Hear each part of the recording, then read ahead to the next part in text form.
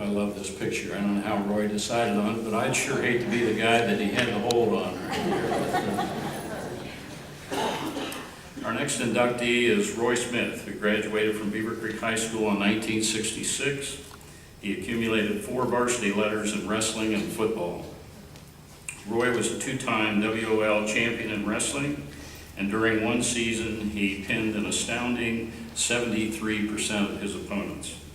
Obviously, and we had some notes here, obviously this move on the screen is just too much to consider, but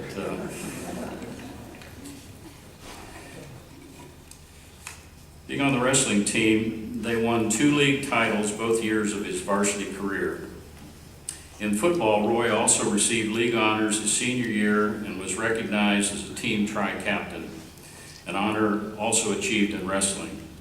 As talented as an athlete that Roy was, just as impressive has been his continuing contribution to various Beaver Creek youth, junior high, and high school wrestling programs.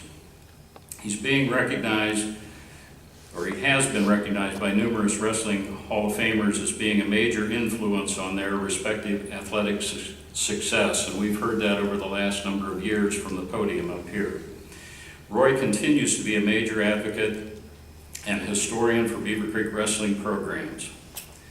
Please welcome Roy Smith to the Hall of Fame.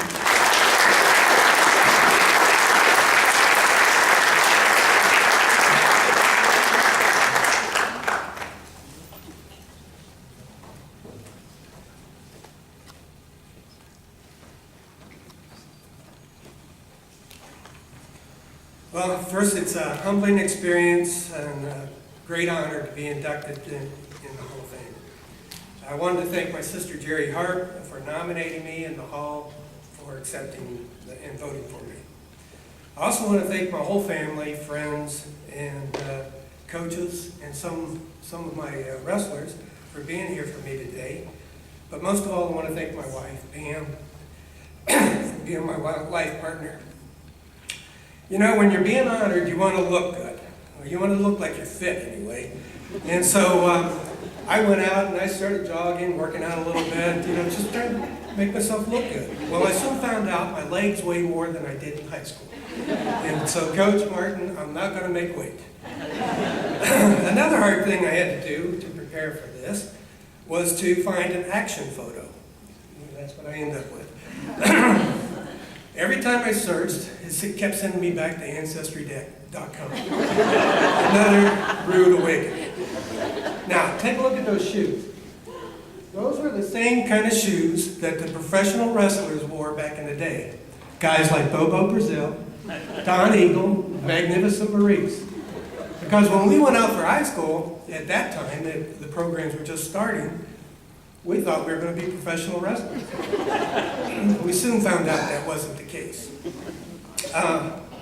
So the other picture I found that they told me was too grainy to use showed the perfect cross-face cradle. It just showed how we progressed from professional wrestling to collegiate wrestling. Seriously, I wanted to talk about what it meant to be part of Beaver Creek sports. I am one of 14 children. Excuse me. I came from the east end of Dayton, and we moved to Beaver Creek in 1959. I was 11. Beaver Creek was a great place to grow up in. And if it wasn't for sports, I'm not sure exactly how I would have turned out. Coming from the east end, I was pretty rough, unruly and sneaky, just ask my family. And but they led me down the right path of life. My brothers and sisters are great athletes. My brother Bob got Golden Gloves and was a speed skater, roller skater. My brother Wilburn was an all-city halfback for Chaminade in the day that Chaminade was so dominant. My sister Jerry, she played GAA basketball when they had all those silly rules about how they could, how many times they could dribble the ball, they had to pass. It was just not the way they played basketball today. And my brother Mike, he was all league in football, nose guard, and he was a heavyweight wrestler. When they didn't have the weight limit, he was wrestling guys in the 300, big boys. In his senior year, he was one of 6 guys that qualified for the state. There was only 11 guys on the team. He went 21-1, with 20 pins. Now think about that. He pinned over 90% of his opponents. When I was in high school, our father passed away. It was a devastating blow to the family.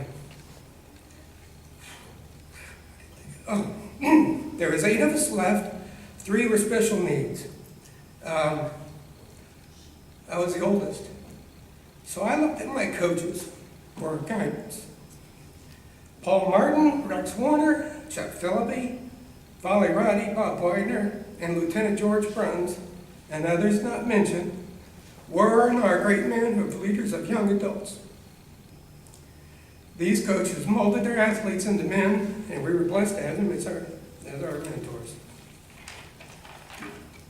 Recently, a local coach lost his job because of what he said about his athletes. The only time I can remember anybody saying anything negative to me came from Coach Phillippe. And Coach Phillippe told me that his grandmother could hit harder than I did. I really do believe she could. Now, I'd like to talk a little bit about my athletics, coaching, and youth wrestling club that Tim Pinkerton and Gene Taylor asked me to form. In football and wrestling, I am most proud of the fact that I was the tri-captain for both teams. I was with Danny Staniford and Jim Sewell in football, and Dave Lawson and Rick Poston in wrestling. In football, I was an undersized defensive safety who thought he should have started his junior year, coach. What coach in his right mind wouldn't want to start a skinny 135-pound safety? And he had bigger guys to do that, and yes, it was 135 pounds. That year, I never saw varsity action until the last game of the season, and I think I did something good. In the locker room after the game, Coach Warner approached me and said, "Smith, I'm counting on you next season."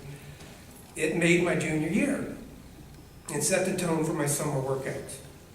My senior year, I was a WL honorable mention and honorary tri-captain. Coach, you know how I feel about you.